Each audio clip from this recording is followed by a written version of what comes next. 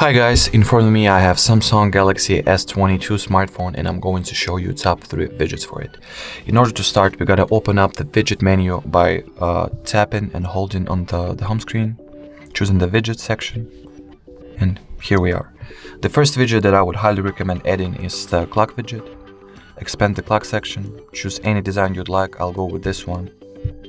Press add, and here you go. The next widget is going to be the Google search bar widget, so I'll go to widgets menu again, look for Google, and choose the search bar.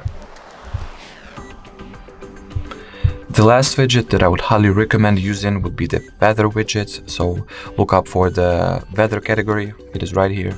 Choose any design you'd like, I'll go with the first one.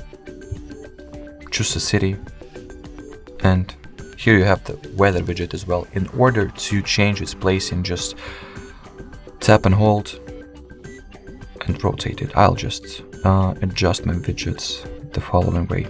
And that was it for this video. Thank you so much for watching, and bye.